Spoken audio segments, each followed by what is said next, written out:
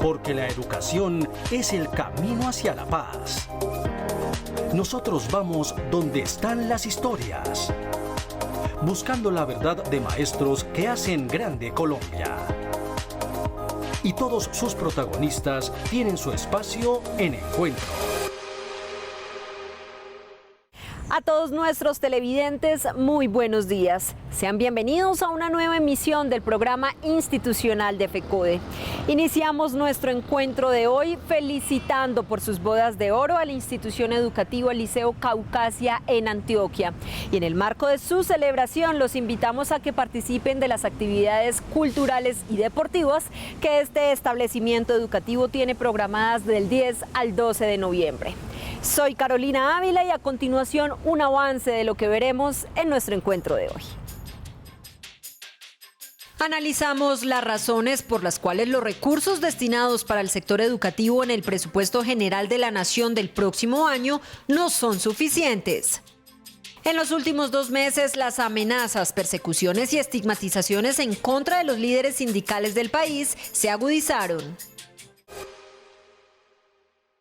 A pesar del déficit existente en la educación y la brecha educativa que se amplió aún más con la pandemia, el presupuesto aprobado para este sector en la vigencia 2022 no apunta a cubrir las necesidades existentes en materia de infraestructura, conectividad, transporte escolar y gratuidad, entre otros. Con la aprobación por parte del Congreso de la República del presupuesto 2022, la cartera de educación se llevó una asignación de 49,2 billones de pesos de los 350,4 billones destinados, una cifra irrisoria, no solo por la deuda histórica que se tiene con el sector, sino porque no tuvo en cuenta las necesidades que sacó a flote la pandemia. Además, porque el presupuesto no contempla la reforma constitucional al Sistema General de Participaciones propuesta por FECODE en los últimos años. El presupuesto aprobado para el año 2022 termina siendo insuficiente en razón a que de los 2.4 billones de pesos que crecimos, por decirlo así, 1.1 deviene del Sistema General de Participaciones. El sistema, como bien sabemos, presenta grandes deficiencias. Es un sistema que hoy hace que tengamos en la educación una brecha estructural muy grande. Están por lo menos consideradas 6 brechas estructurales. Eso termina siendo insuficiente esos 27.9 billones de pesos que devienen del Sistema General de Participaciones. Uno, porque no alcanzan para empezar a que dejemos de crecer en términos reales lo que tiene que ver con gratuidad y calidad. Por lo menos se necesitarían para el siguiente año algo más de 800.000 millones de pesos para siquiera empezar a dejar de crecer en términos reales en esos 2 importantes rubros que finalmente son los que se transfieren a las instituciones educativas. Contrario a lo que el gobierno asegura, los recursos no son suficientes para la educación inicial, básica y media, alimentación y transporte escolar, calidad y gratuidad, infraestructura educativa, jornada única, educación rural, entornos escolares para la convivencia y la paz, mejoramiento de las condiciones laborales de los maestros y fortalecimiento de las instituciones públicas de educación superior, lo que sin duda impactará en la permanencia de los niños y jóvenes en el sistema educativo oficial. Por lo menos harían falta 189.000 millones de pesos para el programa de alimentación escolar, ya que el gobierno nacional, sin haber incrementado los recursos del orden nacional al sistema de financiación de bolsa común del programa, lo que pretende es aumentar la cobertura, pasar de 5.6 millones de estudiantes beneficiarios del PAE a 7 millones de estudiantes sin haber aumentado los recursos. Entonces, por lo menos en nuestras cuentas se necesitarían al menos 189.000 millones de pesos más.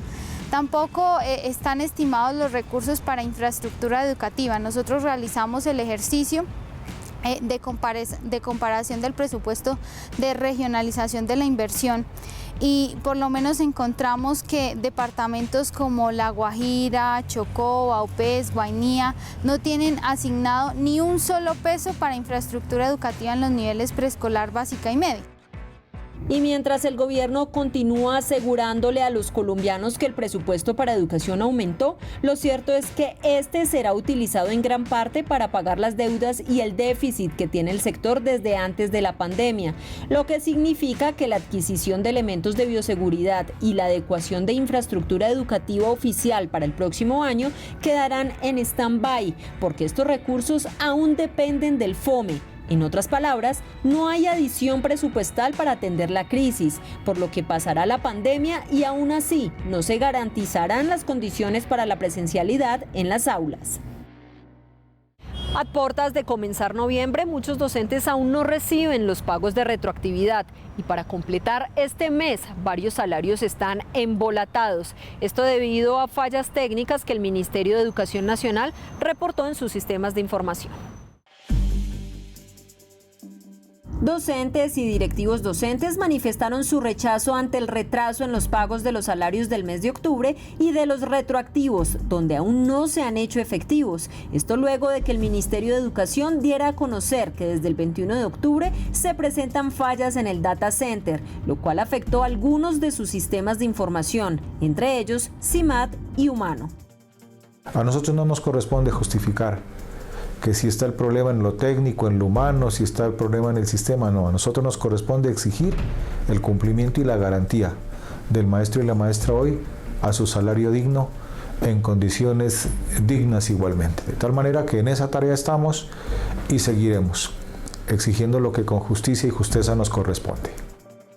Estos problemas en el sistema humano no son nuevos, porque desde que iniciaron los pagos de los retroactivos en agosto pasado, varias secretarías de educación habían reportado fallas. Por ello, FECODE ya había advertido con tiempo a la entidad sobre estas dificultades de orden técnico para que se solucionaran y así evitar que se presentaran demoras. Nosotros exigimos que a quien corresponda se oriente, se subsanen estas dificultades de carácter técnico, esas afectaciones hoy en los sistemas que maneja el mismo ministerio y se proceda. Tienen que resolver el problema. El problema del no pago tiene que ser atendido con carácter urgente. Desde FECODE, el llamado al Ministerio de Educación es a que de manera inmediata y definitiva dé solución a esta problemática, no solo porque es un derecho de los educadores, sino porque la entidad no puede justificarse en una falla técnica para no cancelar el salario de los docentes del país. Es momento para que la secretaria de Género, Inclusión e Igualdad de FECODE, la profesora María Eugenia Londoño, socialice temas de interés para los docentes del territorio nacional. Un SOS por la salud mental del magisterio colombiano. De manera sistemática hemos venido investigando, consultando los altos índices de morbilidad del magisterio colombiano para entender efectivamente que una cifra de aproximadamente 100.000 maestros y maestras con comorbilidades tiene que ver de manera fuerte y contundente con las enfermedades de salud mental.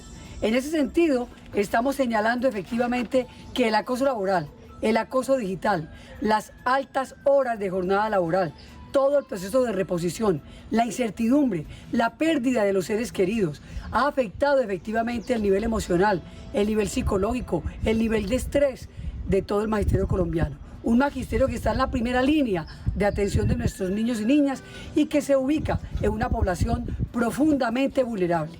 Es por eso que en este contexto recogemos el concepto de la CEPAD y de la UNESCO, que están planteando resguardo socioemocional y le están diciendo a los patronos que tienen que generar garantías de continuidad laboral y condiciones de trabajo digno. Es así como hoy estamos exigiendo desde nuestra representación ante el Consejo Directivo del FOMAC al Gobierno Nacional que existan rutas, inversión, voluntad política y abrazo para el magisterio colombiano para superar todo el problema de las enfermedades mentales, efectivamente haya un clima laboral, haga efectivamente un ambiente laboral que permita condiciones laborales dignas para un magisterio que urgentemente está luchando y defendiendo la vida y la salud. Por lo tanto, estamos llamando a rechazar situaciones que generan estrés como el no pago de salarios a final de mes. Todas y todos a las calles a reclamar nuestro salario puntual porque cumplimos con el calendario y el gobierno debe responder por nuestro mínimo vital. Y una vez más, los niños del país ven vulnerado su derecho a la educación, a la salud y a la vida.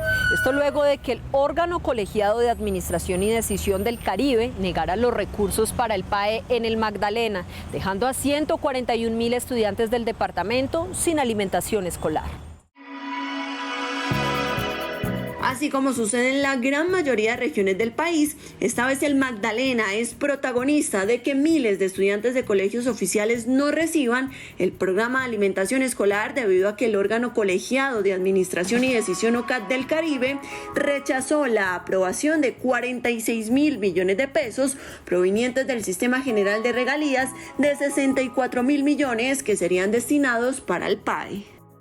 Consideramos que el presidente Iván Duque, con sus aliados en el Caribe, específicamente de Bolívar y de Sucre, han negado el programa de alimentación escolar a este igual número de estudiantes, 141.000 estudiantes, lo que consideramos, además de una grave violación de los derechos humanos de niños y niñas que son sujetos de especial protección, lo consideramos como una retaliación al gobernador del departamento del Magdalena.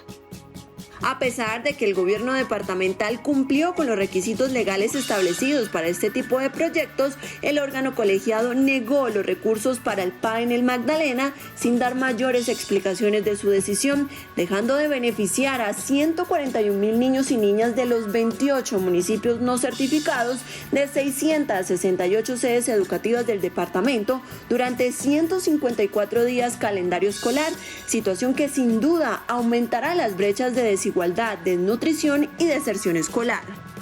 Estudiando con el equipo jurídico cuáles son las acciones jurídicas que se van a implementar a partir del momento, y recordemos que la Procuraduría en días pasados instó también al OCAD regional para que sesionara y aprobara este proyecto de alimentación escolar, sin embargo fue burlado. Desde la Secretaría de Educación y la Gobernación del Magdalena responsabilizaron al Gobierno Nacional de dejar sin alimentación a los niños más pobres del departamento, pues se presume que responde a una posición política.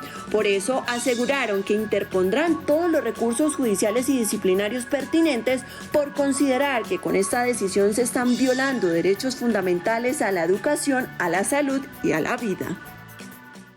Ya son varios los docentes del Tolima que en lo que va corrido del año vienen padeciendo las consecuencias de los traslados inconsultos en el departamento por parte de las secretarías de educación municipales, una situación que viene afectando su estabilidad laboral, familiar y mental.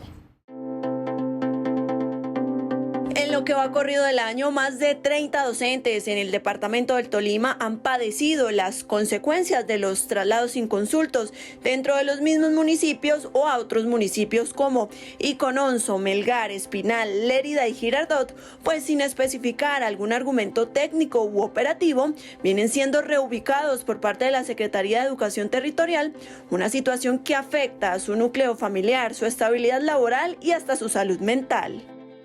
¿Por qué traslados inconsultos? Porque los docentes y los coordinadores que han sido trasladados estaban de acuerdo con el número técnico relación maestro.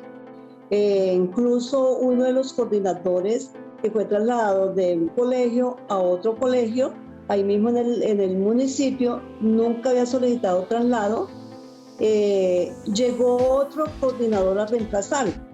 Pero previamente a eso habían hecho una convocatoria para ofertar el cargo del compañero. Entonces, por eso estoy diciendo que son traslados inconsultos. Dicen que por necesidad del servicio, no hay necesidad del servicio. Ese es el argumento, pero realmente no hay necesidad del servicio. Porque si queda la vacante, entonces ¿cuál necesidad del servicio es? Además de no cumplir con los tiempos mínimos para su notificación, que son 15 días hábiles, los docentes se encuentran desconcertados, pues no están siendo informados por las razones y el debido proceso de su traslado. Esto sin contar que muchos de estos educadores llevan más de 5 años laborando en las instituciones educativas, fortaleciendo los lazos no solo educativos, sino emocionales con sus estudiantes. Yo entiendo que tengan cierta autonomía la gobernación, el secretario de educación, qué sé yo, y la persona encargada que tengan cierta autonomía de mover la planta de personal, pero bajo razones técnicas, ¿sí? Elementos técnicos. 2 o 3 meses antes de esta situación nombran o llega una coordinadora nueva a la institución. Entonces, ¿cómo es posible que si están sobrando coordinadores, pues llegue una coordinadora nueva? ¿Sí? Es decir, no entiendo ese argumento. En este momento, donde me trasladaron, del colegio donde me sacaron, no han enviado profesor. Y los niños están allá, tanto los de sexto hasta de 11, quedaron sin profesor. Quedaron sin, en este momento las 3 áreas que yo orientaba allá están, que yo soy licenciado en Educación Física con especialización en fútbol. Y la verdad están allá, yo cada rato me llaman, profe, usted va a volver, pero ¿cómo voy a volver si me toca presentarme acá? En este sentido, los docentes han asegurado que esta situación se debe a estrategias y favores políticos, por lo que hicieron un llamado a la Secretaría de Educación Territorial para que ordene traslados cuando las necesidades académicas y las disponibilidades presupuestales lo permitan y no existan motivos de inconveniencia que lo impidan. Asimismo, desde el Sindicato Único de Trabajadores de la Educación del Tolima, de la mano de la Federación, han estado respaldando y orientando a los docentes con el proceso de las acciones que deben tomar frente a esta problemática para lograr nuevamente su reubicación laboral. Y a esta hora el profesor Fabio Manuel Herrera Martínez, secretario de Prensa y Comunicaciones de la Federación, se dirige al Magisterio Colombiano. Un saludo fraterno para el Magisterio Colombiano y la comunidad educativa en general. Cada vez que salimos a la calle a movilizarnos, a protestar, mucha gente piensa que es que los maestros de Colombia somos camorreros y que solamente nos interesa es dejar a los hijos de los colombianos sin las clases y salirnos a perder el tiempo en las calles. Pues queremos decirles que la calle ha sido el único escenario que le ha garantizado al magisterio colombiano lo que tenemos. Lo que hemos conquistado ha sido a fuerza de lucha, ha sido con sacrificio, ha sido a costo de vida, incluso de muchos compañeros que han ofrendado su vida por la defensa de la educación pública. En el recorrido que estamos haciendo por todo el país socializando los acuerdos alcanzados con el gobierno, hemos logrado explicarle a los compañeros maestros cómo se negocia en el marco del decreto 160, cuáles son las posibilidades reales que tenemos nosotros para incidir en la política pública y en la política financiera de la educación. Pero también nos hemos retroalimentado con las situaciones de esos maestros que en las distintas regiones viven un calvario para poder acceder a los servicios médicos asistenciales, viven un calvario para ser remitidos a los centros de atención de segundo y tercer nivel. Desde aquí, desde esta tribuna, que es nuestra tribuna, le exigimos al gobierno nacional el cumplimiento de los términos en los pliegos de contrato, que se apriete a los contratistas para que estos puedan responder por lo contratado, porque hoy está en peligro la vida de los maestros. Lo mismo sucede con el tema del postvirus, de la pandemia. Los maestros hoy aparecen en la estadística de recuperados, fallecidos y contagiados. ¿Y qué pasa con los que se han recuperado? ¿Cuál es la situación en salud? ¿Cuáles son la atención que se ha definido desde los prestadores para ese tema de los maestros que han vivido la situación de la pandemia? Hoy no hay una atención debida para ellos y se vienen generando situaciones de enfermedades colaterales que atentan contra su vida. Feliz resto de semana. Las amenazas, persecuciones, señalamientos y estigmatizaciones en contra de los líderes sindicales en el país tocaron nuevamente las puertas de FECODE y la CUT. Esto en razón al trabajo que vienen desempeñando diariamente en defensa de la paz, la democracia, la educación, los derechos laborales y los derechos humanos. La Central Unitaria de Trabajadores CUT y FECODE alertan sobre las continuas amenazas y persecuciones de las que nuevamente están siendo víctimas varios sindicalistas defensores de los derechos humanos y laborales en el país. Por eso, mediante datos recopilados por la Central, se conocieron los nombres de 10 líderes sindicales que durante los últimos 2 meses han sido víctimas de acciones de violencia que comprometen su seguridad y su vida. Este gobierno, hay que decirlo, se está viviendo peor, porque hay una estigmatización, una persecución, hay falsos positivos. Se ha desatado concretamente contra los dirigentes sindicales una persecución a nivel nacional, por el hecho del papel que ha jugado actualmente las centrales obreras y concretamente la CUT, con lo que se dio en el paro nacional. del 28. Hay que decirlo, eso fue una situación horrorosa por parte de este gobierno, porque el directo responsable de lo que pasó del genocidio. Dentro del grupo de líderes amenazados se encuentra el docente Carlos Alberto Paz Fonseca, ejecutivo de FECODE, a quien con panfletos firmados por las Águilas Negras se le declara objetivo militar por su liderazgo y constante trabajo en la región suroccidente del país. Otros de los líderes que han sufrido el asedio de la violencia son el compañero Gerlen Palama, líder sindical de Simana, Nora Gaviria, Freddy Antia, Luz Marina Calero y Luis Fernando Jaramillo, integrantes del SUTEP, Miller Daza de Suncol, Martín Cruz, miembro de la CUT Norte de Santander, Luis Ignacio Boada, integrante de la USO en Tibú, y Norlay Acevedo de la USO Puerto Gaitán. El último reporte que tenemos nosotros, hay más de 250 líderes amenazados de este gobierno, amenazados. Y asesinados, ya tenemos más o menos unos 38 asesinatos en este gobierno de dirigentes sindicales. De acuerdo a las investigaciones, salen los anónimos, se plantean, nosotros lo que hacemos es hacer las denuncias pertinentes ante el gobierno y el gobierno los archiva. Por ejemplo, hay investigaciones de estos casos de sentencias, inclusive de la Corte, que ha señalado a los empresarios, que ha señalado al gobierno mismo, que le ha dicho al gobierno que pida disculpas por los asesinatos, y los mismos paramilitares que han reconocido las desapariciones de los dirigentes sindicales en este país, las Águilas Negras. Ante esta alerta temprana que hace la Central Unitaria de Trabajadores, producto de la estigmatización, los seguimientos y amenazas a quienes pertenecen a los sindicatos filiales de la CUT, el llamado y la exigencia del Gobierno Nacional es a que adelante acciones para salvaguardar la vida e integridad física de los sindicalistas y a la Unidad Nacional de Protección a que implemente las medidas que sean necesarias para evitar que estos líderes sean silenciados. Y el Congreso de la República sigue tomando decisiones a espaldas del pueblo y en favor de sus propios intereses, pues la modificación a la Ley de Garantías es una burla a la democracia del país y un accionar que viola la Constitución Política Nacional. Con la aprobación de la Ley de Presupuesto para 2022, el Congreso de la República también aprobó el artículo que suspende los límites para la contratación con recursos públicos durante las próximas elecciones. Es decir, con esta modificación ahora se podrán celebrar convenios interadministrativos hasta el último día de elecciones. Una decisión que ha generado gran polémica porque es una promoción de la corrupción, el clientelismo y una burla a la democracia.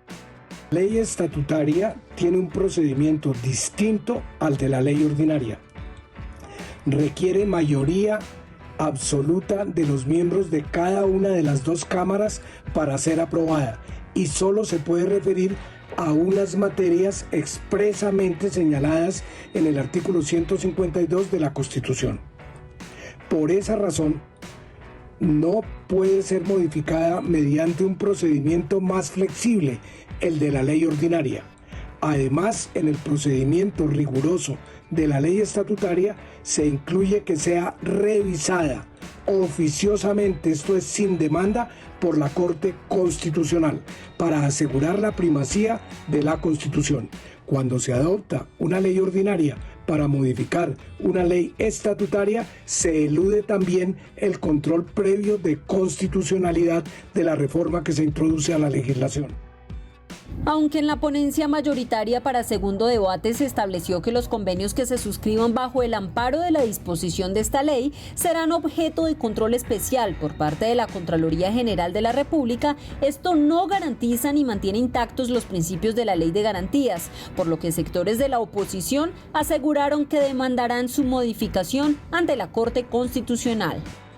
Queremos denunciar lo que acaba de suceder en el Congreso de la República y alertar a la ciudadanía frente a este golpe a la democracia y a las reglas del juego en pleno calendario electoral. Permitir este cambio en pleno calendario electoral modifica todas las reglas del juego, lo que abre la puerta para un escenario de corrupción sin precedentes en un país que ya tiene una historia de clientelismo, de fraude, de compra y venta de votos. Eliminar la ley de garantías precisamente abre las puertas para unas elecciones muy poco transparentes, muy cuestionadas, sobre todo en un momento tan importante como el que estamos, y por eso nuestra alerta al mundo. Se han cambiado las reglas del juego, se han eliminado las garantías para un ejercicio transparente y democrático en las próximas elecciones. Si bien es indispensable que una vez sancionada la modificación a la ley de garantías, esta sea analizada previamente por la Corte, donde se espera sea declarada inconstitucional, porque de acuerdo a expertos juristas, una ley ordinaria no puede modificar una ley estatutaria. Lo cierto es que en caso de que se presente alguna demanda, el alto tribunal no alcanzaría a pronunciarse antes de las próximas elecciones a presidencia y a Congreso, por lo que una vez más el gobierno y el legislativo se habrán salido con las suyas. Y no podemos finalizar nuestro programa de hoy sin el editorial del presidente de la Federación Colombiana de Trabajadores de la Educación, el profesor William Henry Velandia Puerto. Un saludo al magisterio colombiano, a todas nuestras comunidades educativas.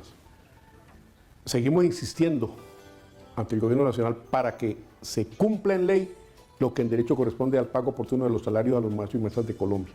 No es posible, y lo hemos dicho, que con los tiempos que tenemos, con la exigencia que hace hoy la pandemia para que se apropien tecnologías, se tenga una falla en el data center que posibilite la mora en el pago del salario en derecho a los maestros y maestras del país. Entonces exigimos del gobierno nacional una solución y una respuesta de fondo para que se cumpla lo que tiene que ver con este derecho de cualquier trabajador del mundo, y particularmente hoy de los maestros y maestras que han estado cumpliendo a cabalidad con su tarea, con su ejercicio en la garantía del año escolar a nuestra niñez y juventud.